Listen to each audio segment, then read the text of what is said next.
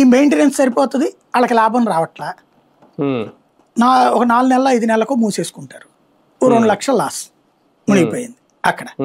నేను చాలా చోట్ల చూస్తుంటా. ఈ నెలలో షాప్ పెట్టి సంబరంగా అదేదో బాణాసంచా గాల్చినో, పూజలు చేసినో, బోర్రలు పెట్టినో అంతా చేసిన వాళ్ళు 6 నెలల పాటు ఉండట్ల. చాలా షాపులు క్లోజ్ అయిపోతాయి. ఎందుకంటే వాళ్ళకి తెలియని వ్యాపారం చేస్తున్నారు. ఇప్పుడు యాక్చువల్గా నన్ను వ్యాపారంలోకి రమ్మంటే నేను అదే అన్నా. వ్యాపారం నాకు తెలియనప్పుడు, నాకు తెలిసిన వ్యాపారంలో పెట్టుబడి అయితే ₹1 కోటి మినిమం ఉండాలి అప్పట్లో. ఇప్పుడైతే 10 కోట్లు మినిమం ఉండి వడ్డీ లేని డబ్బులు అయ్యి సొంత బిల్డింగ్ ఉంటే వ్యాపారం చేయొచ్చు. ఇవాళ నేను నాకు తెలిసిన వ్యాపారం, మిగతా వ్యాపారాలు అట్ట కుదరదు. ₹1 కోటి పెట్టుబడి ఉన్నా చాలదు. కాబట్టి ఇవాళ మనకి వ్యాపారం తెలియక దిగిపోయి అప్పులు పాలవుతున్న వాళ్ళు కూడా బోల్డ్ అంతమంది. ఇప్పుడు అదేదో చేయూత లోను, అదే దాని పేరేంటారు, ముద్రా లోన్ వస్తుంది, 50,000 వస్తుంది. కాబట్టి ఒక బండి మీద ఇంతకుముందు పూలు అమ్మే అమ్మాయి కూరలు కూడా పెడుతుంది.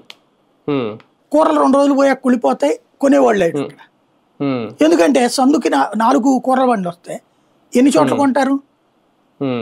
ఈ లాస్ అయిపోయాక ఇప్పుడు అప్పు పాలవుతున్నారు. ఇట్లాగా ఇవి పెరిగిపోతున్నాయి బాగా. ఈ మార్పు అయితే ఇంకా ఎవరిలోనూ మార్పు రాదు. ఇంకా ఇది ఇలాగే కంటిన్యూ అవుతుంది, ఇంకా అవసరం అయితే పెరుగుద్దేమో అండి. అంటే వెరీ సింపుల్ అండి. ఎదుటి వాడిలోని మనిషిని చూడాలి కానీ ఎదుటి వాడిలోని పేదరికము, ఎదుటి వాడిలోని ధనము చూస్తే వాళ్ళు మంచి చీర కట్టారు కాబట్టి మనం మంచి చీర కట్టాలా?